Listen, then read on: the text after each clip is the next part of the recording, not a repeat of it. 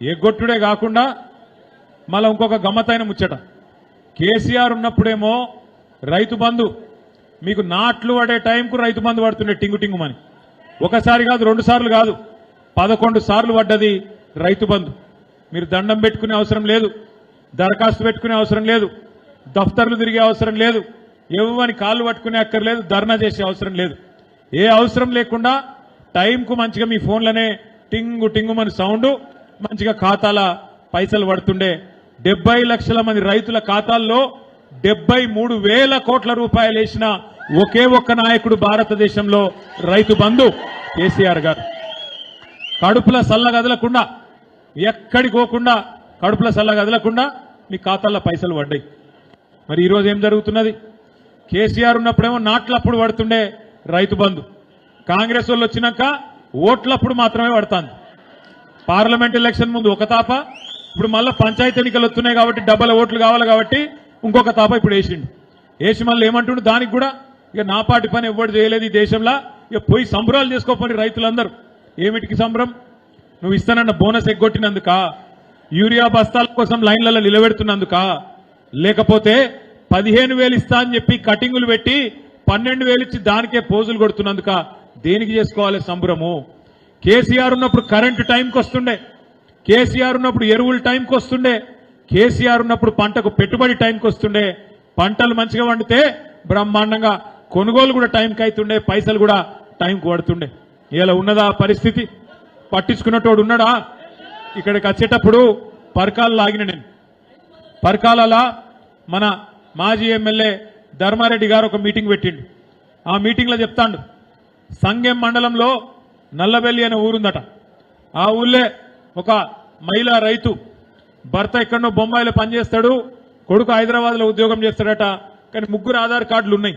ఆమె రైతు, ఆడబిడ్డ రైతు, పొలం ఉన్నది, 1 ఎకరమో 2 ఎకరాలు ఉన్నది. యూరియా బస్తాలు కావాలి, దుకాణం కాడికి పోయింది. పోతే దుకాణపోటు చెప్పిండట, ఒక్క ఆధార్ కార్డు మీద ఒకటే బస్తా అని చెప్పిండట ఎకరానికి. ఏం చేయాలి మరి? 3 బస్తాలు కావాలి.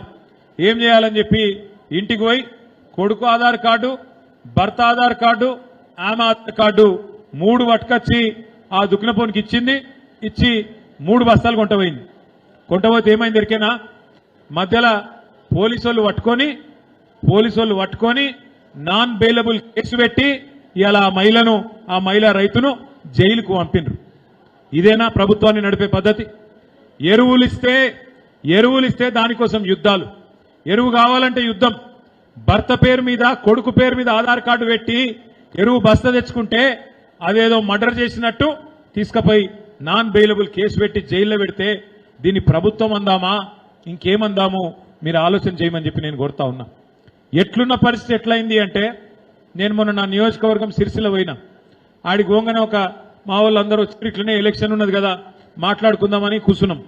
ఒక తాత వచ్చిండు, ఒక రైతు, పెద్ద మనిషి వచ్చి మన కుమరయ్య యాదవ్ గారు లెక్కనే ఉండే పెద్ద మనిషి ముఖం కూడా. ఆ పెద్ద మనిషి వచ్చి అడిగిండు, ఏం బిడ్డ బాగున్నావా అన్నాడు.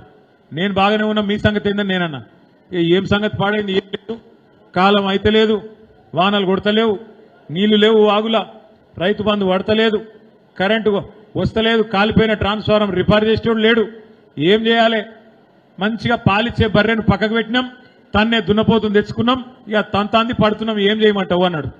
కొద్దిగా కుడి ఎడుమ రాష్ట్రం అంతటా రైతుల ఆలోచన గట్లనే ఉన్నది.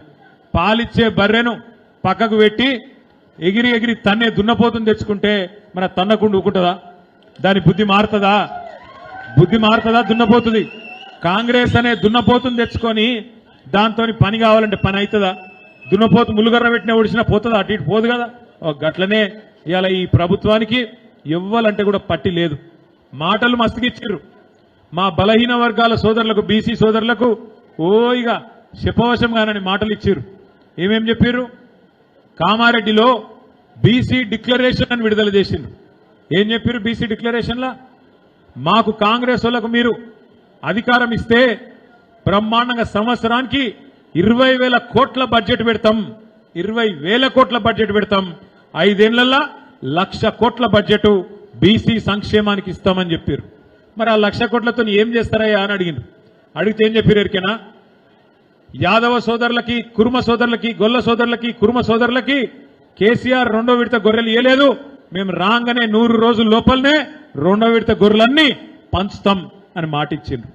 చేప పిల్లలు కేసీఆర్ గారు బ్రహ్మాండంగా కోట్లాది చేప పిల్లల్ని చెర్లను బాగా చేసి మిషన్ కాకతీయ పేరు మీద చెర్లలో నీళ్లు నింపి వాటిలో మంచిగా చేప పిల్లలు పోసి బ్రహ్మాండంగా భారతదేశం మొత్తంలోనే ఒక నీలి విప్లవాన్ని భారతదేశంలో ఎక్కడ లేని విధంగా నెంబర్ 1 రాష్ట్రంగా, అంటే సముద్ర తీరం లేని రాష్ట్రాలలో నెంబర్ 1 రాష్ట్రం చేపల ఉత్పత్తిలో అని చెప్పి తెలంగాణకు ఆ స్థాయి తెస్తే దానికంటే ఎక్కువ చేస్తాం, దాని తాత చేస్తాం. మాకు తెలియదా? మేము కాంగ్రెస్ వాళ్ళం, మా పార్టీ భూమి పుట్టినప్పుడు పుట్టింది, మాకు తెలివి లేదా, మేము నడుపుతాం అని చెప్పి నరికిండ్రు. ఇలా కనీసం చేప పిల్లలు ఏస్టోడు లేడు, అడిగినోడు లేడు, టెండర్ ఎప్పుడైతుందో తెలియదు, ఏమైతుందో తెలియదు, వాడలో చేప పిల్లలు వస్తాడా లేకపోతే రాళ్ళు ఎత్తాడా చెరువులా ఎవరికి ఎరకలేదు. అటువంటి పరిస్థితి ఇలా చేప పిల్లలది. అట్లాగే గీత కార్మికులకు మా గౌడన్నలకు మాటిచ్చారు. కేసీఆర్ గారు ఉన్నప్పుడు ఆనాడు చెట్ల పన్ను మాఫ్ చేసి నీరా పాలసీ తెచ్చి గౌడన్నల కోసం కొన్ని మంచి కార్యక్రమాలు, వైన్ షాపులలో కూడా 15% రిజర్వేషన్లు గౌడన్నలకే ఇచ్చి కాపాడుకునే ప్రయత్నం, వృత్తిని కాపాడే ప్రయత్నం చేస్తే దానికి డబల్ చేస్తామన్నారు. ఇవాళకి 20 నెలల్లో ఒక్క పని కూడా చేయలే. ఇంకా బీసీ డిక్లరేషన్లో 42% రిజర్వేషన్లు. ఏమిట్లా? ఒక్క జెడ్పీటీసీ ఎంపీటీసీలో కాదు, ప్రభుత్వ కాంట్రాక్టులలో మొత్తంలా 42% ఇస్తాం బీసీలకు. 42% ఎంత పెద్ద కాంట్రాక్ట్ అయినా 42% మీకే, ఉద్యోగాలలో మీకే, చదువుల మీకే, రాజకీయంలో మీకే, ప్రభుత్వ పనులలో కూడా మీకే ఇస్తాం అని చెప్పి బీసీ డిక్లరేషన్లో చెప్పిండు. 20 నెలలే 20,000 కోట్ల బడ్జెట్ ఎక్కడో పోయింది. 2 సంవత్సరాలు కలిపితే కూడా 20,000 కోట్లు నిండుతలేదు. సంవత్సరానికి 20,000 కోట్లు అన్నోడు 2 బడ్జెట్లు పెడితే కూడా కలిపి కూడా 20,000 కోట్లు కాలే. ఇక మాటలు మాత్రం పెద్ద పెద్ద మాటలు. గమ్మత్ ఏంటంటే ఇవాళ రేవంత్ రెడ్డిని కానీ ఇక్కడ ఉన్న మీ కాంగ్రెస్ ఎమ్మెల్యేని కానీ ఏమైనా మరి బాగా నరికితిరి కదా, అరిచేతుల స్వర్గం చూపెడుతుంది కదా, మా ఆడబిడ్డలు ఇక్కడనే ఉన్నారు, మీకు చెప్పినరా లేదా? ఏం చెప్పిరు మీకు? అత్తకు 4,000, కోడలకు అత్తకు 4,000, కోడలకి ఎన్ని? 2,500 ఇస్తా అన్నాడా? పడ్డా మరి 2,500 పడలే. అత్తకు 4,000 వచ్చినాయా? అత్తకే కాదు తాతకు కూడా ఇస్తా అన్నాడు 4,000. కేసీఆర్ ఇంట్లో ఒకరికే ఇస్తుండు, నేను ఇద్దరికి ఇస్తా అన్నాడు. వచ్చినాయా?